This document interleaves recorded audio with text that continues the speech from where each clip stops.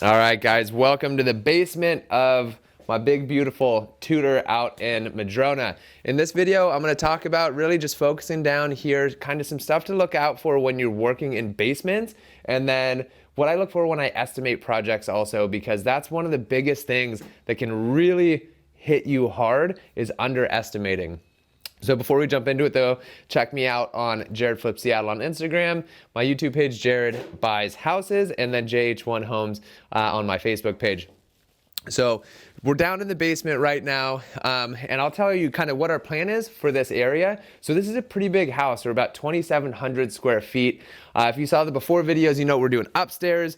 Down here in this area, we're gonna end up making a nice big bonus room right here. We're gonna add a wet bar. I love doing that anytime I can, especially in bigger houses, right? You wanna have that extra entertaining space. So right where we are here, as we're gonna open all of this up. We do have to redo the stairs as well. They're just not framed properly, so we're gonna have to redo those. But adding the wet bar on this side is gonna make a nice little bonus room. And something else that I usually like to do anytime I can is keep as much in the same place as possible, right? So we have the furnace and the water heater over behind you there. We're gonna try to keep that. We have a bathroom right here, especially when you're in basements. We wanna keep plumbing as close as possible because you gotta chip up the floor. Everything has to be gravity fed.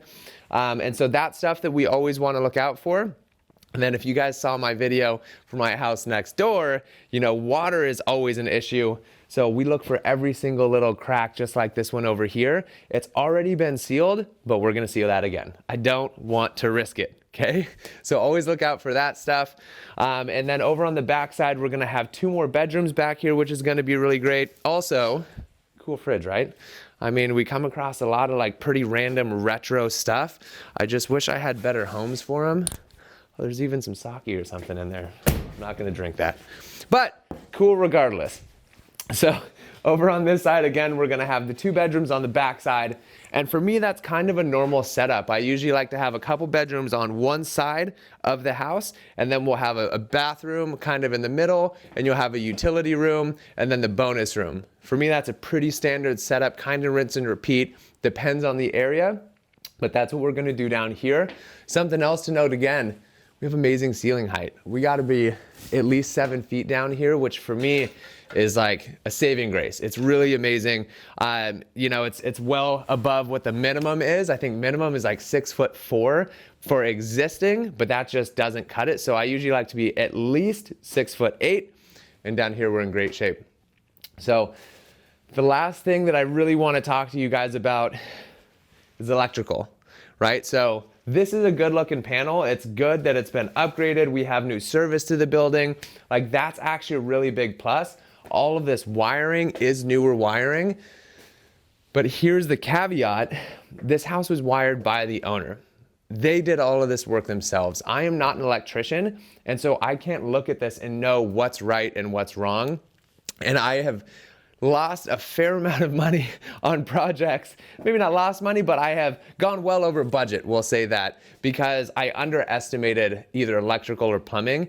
And what I have found out over and over and over again is that you guys need to overestimate for these utilities like plumbing and electrical.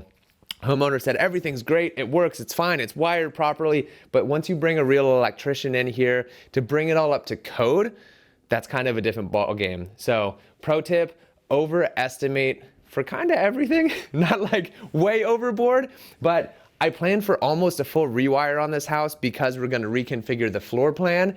And then again, I just don't know if it's all done properly. So if we have to fix a bunch of stuff, it's a domino effect.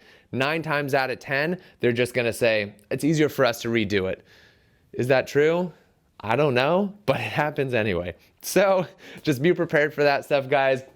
I hope you got some good info on this video, and wait for the transformation. We're gonna get rolling on this really heavily here soon, and you'll have the after video coming soon. So thank you guys as always for watching, and I'm gonna see you again soon.